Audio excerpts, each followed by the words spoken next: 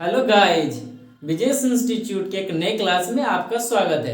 मैं आज बताने वाला हूँ कक्षा 10वीं के मैथ के बहुपद के 10 मोस्ट इम्पोर्टेंट ऑब्जेक्टिव क्वेश्चन बिल्कुल आसान तरीके से। वीडियो देखने के बाद आपको कभी भी छोड़ नहीं सकते, इतना आसान तरीका से आज हम बताने वाले हैं। चलते हैं अपने टॉपिक की तरफ। क्वेश्चन दिया गया आपका, बहुपद x² - 11 के शून्यक है, बताइए कौन होगा। मालूम नहीं है ना, बिल्कुल आसान तरीका से बताएंगे। देखो ना क्या है ये सवाल, x² - 11 के शून्यक। चलिए सॉल्व करके आपको बता देते हैं। चलिए लिखेंगे क्या हो, तब x² - 11 आगे क्या है शून्यक, तो आगे शून्य लगा हो ना, आगे शून्य। अब देखिए x² है तो x² बराबर का बराबर, ये 11 किसमें माइनस में, नहीं गया तो प्लस में। अब क्या करेंगे, देखो बड़ा सिंपल अब है, ये x² हटा दिए 11। अब देखो बड़ा सिंपल, ए में से स्क्वायर हटी तो ए में रूट सटी, नहीं समझे, स्क्वायर हटेगा तो रूट इसमें सटेगा, यानी यहाँ रूट सटल। तो रूट में से संख्या क्या होता है, तो एगो होता है माइनस में, एगो प्लस में, बिल्कुल आसान। x का x से हो जाएगा बराबर, रूट में है ना, तो एगो माइनस रूट में 11 आ एगो हो जाएगा प्लस रूट में 11, बिल्कुल आसान। देखिए कौन ऑप्शन में है, ऑप्शन डी में है। कहोगे सर जी इतना पहले माइनस क्या दिक्कत है, वो आगे पीछे हो गया, कोई दिक्कत नहीं, इसको पहले लिख दो चाहे इसको, कोई दिक्कत नहीं, तो हो गया, बहुत आसान है। अगला देखो, अगला प्रश्न आपका है, बहुपद y³ - 2y² माइनस रूट में 3y प्लस 1/2 का घात का होगा। ये तब का बोले हम, बहुत बहु वाला से आसान है। देखो एकदम क्या सवाल है, वो घात पूछा है, तो देखिए इस सवाल में सबसे पावर में केकर संख्या ज्यादा है, यानी पावर में 3 है सबसे ज्यादा, तो 3 में लगा दीजिए, ठीक है, यह तो घात होता है, नहीं बुझे, बहुत आसान है। अगला क्वेश्चन है आपका, द्विघात बहुपद के शून्यकों की संख्या क्या होगा। एक क्वेश्चन में आंसर छुपल है, देखो कहाँ पूछ रहा है, द्विघात तो द्वि मतलब क्या होता है, दो, तो होता क्या है एक घात का, द्वि मतलब दो, तो दो गो, बिल्कुल आसान है। अगला क्या है देखिए, यदि f(x) बराबर x³ - 5x² plus 2x plus 2, तो f1 का मान क्या होगा।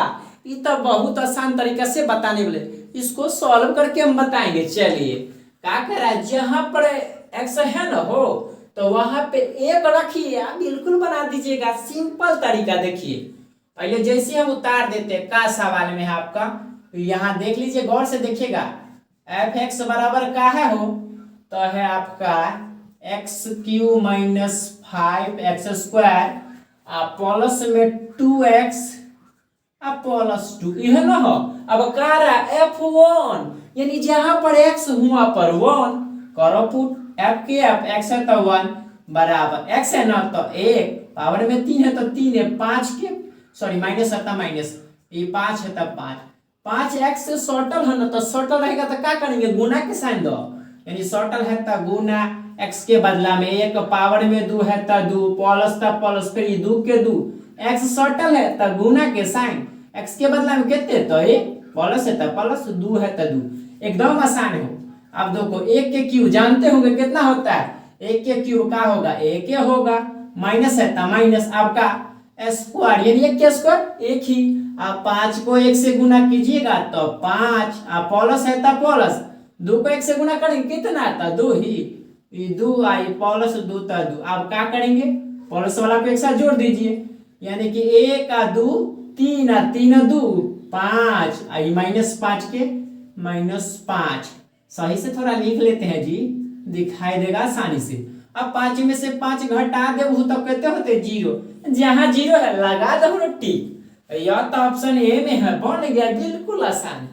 अगला प्रश्न आपका है, बहुपद x² प्लस px - q के शून्यक एक दूसरे के व्युत्क्रम हो तो q का मान क्या होगा। क्या कह रहा है, व्युत्क्रम, तो व्युत्क्रम के मतलब समझ रहे हैं, व्युत्क्रम के मतलब होता है उल्टा। चलिए बताते हैं क्या कह रहा है, यानी क्या हो, q के शून्यक ना, तो इसमें देखिए q कहाँ पे है, लास्ट में, तो लास्ट में के उल्टा का होगा तो शुरू वाला, लास्ट के उल्टा शुरू वाला।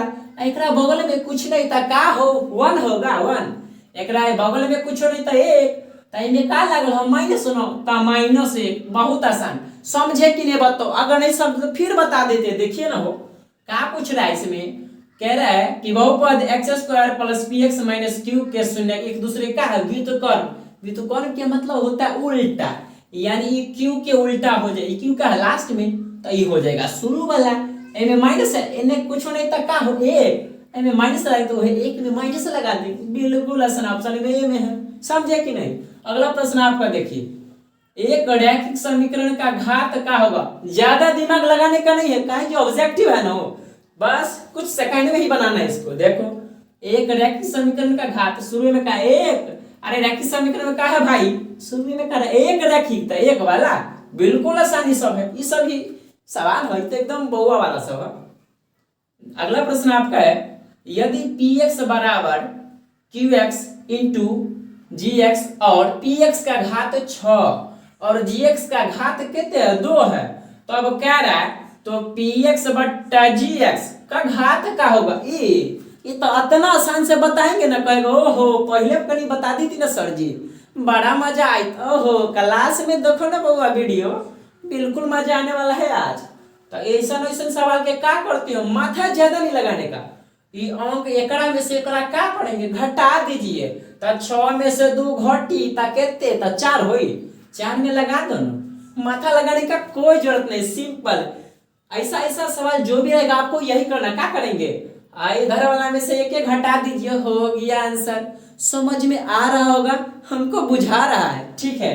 चलते प्रश्न पर। अगला प्रश्न है आपका, यदि a और b बहुपद x square minus x minus 1 के मूल हो तो 1/a प्लस 1/b का मान का होगा। ये प्रश्न ये तो एकदम सिंपल है बाबू। देखो पावर में का है 1 1, तो एक सूत्र होता है का 1/a प्लस 1/b। आप समझ ली इसका सूत्र का, पावर में का है 1 1 और नीचवा में कुछ भी रहे, ए है चाहे 20 में तो दिया, लेकिन अब कोई में दिया रहेगा आपको अल्फा बीटा, माथा लगाने का कोई जरूरत नहीं। ऊपर में 1 1 है ना, तो सूत्र हो जाएगा का, तो माइनस बी आ बट्टा में सी, ये सूत्र हो गया। अब देखिए ए बी सी डी में बी कॉमन नंबर पे आता है दूसरा, तो ये प्रश्न में देखिए आपका दूसरा में कौन है, पहले का दूसरा में का है एक्स, तो एक्स थोड़े में लिखेंगे, एक्स के बगल वाला, बगल में कुछ नहीं तो 1 है ना, बगल में कुछ तो 1, इसमें का लग लेता माइनस, तो ये देखो यानी कि हो जाई बी में पहले ही से एगो माइनस है बाबू, तो माइनस होता माइनस, अब एकरा कोस्ट, अब बी के मान कितने हो, यानी बी के देखो ना एक्स के बगल में का है कुछ नहीं तो एक है माइनस, तो माइनस 1 हो गया, यानी कि -1 बट्टा है तो बट्टा। अब क्या करेंगे हम, सी के माने सी मतलब तीसरा, यानी ए बी सी यानी तीसरा का है -1, तो यहाँ पर रखिए ना -1। अब क्या कीजिएगा, तो माइनस माइनस नीचे में लिख देते हैं, माइनस माइनस प्लस 1, अब बट्टा में क्या है हो -1, आ 1 से 1 में भाग कीजिएगा तो क्या होगा 1 के, अब माइनस लागल है तो लगाना कीजिए माइनस, बिल्कुल आसान है। क्या हो गया आंसर हो -1, तो -1 में लगा दीजिए टिक, समझे। अगला प्रश्न आपका है, यदि बहुपद px का एक गुणनखंड x प्लस 1 है तो बहुपद px का एक शून्य का होगा। ये सवाल है, ये तो लॉलीपॉप वाला है हो, देखिए ना x प्लस 1 है ना, क्या कर रहा है x गुणनखंड x प्लस 1 शून्य है ना, तो आगे शून्य लगा दीजिए। सवाल का है आपका, तो x प्लस 1 शून्य पूछ रहा है ना, आगे लगा दीजिए शून्य, तो x का x बराबर E1 का है हो प्लस में n आ गया तो माइनस में बंद किया, ये तो है आंसर, -1 में कर दीजिए टिक आउट। समझ में आ रहा होगा। चलिए अगला प्रश्न। अगला है आपका, त्रिघात बहुपद का सबसे व्यापक रूप। ये सवाल है, ये तो एकदम देखिए टिक हो गया आंसर, नहीं बुझे नहीं समझे आप सब, देखिए हम बताते। त्रिघात, त्रि मतलब क्या होता है जी, तो त्रि मतलब 3, यानी कि शुरू में 3 वाला, देखो ना कौन ऑप्शन में है, या देखो पावर में 3 कौन में, त्रिघात जेकर घात 3 ओकरे कहेंगे त्रिघात, तो तेरी घात पावर में तिरेकड़े है ना शुरुआत वाला में। यह तो हो गए आंसर। अब बताओ ये वीडियो देखे के बाद लगता नहीं होगा कि आप बिसर सकते हैं। का है काहे कि तरीका इतना आसान है ना कि आप बिसर ही नहीं सकते हैं।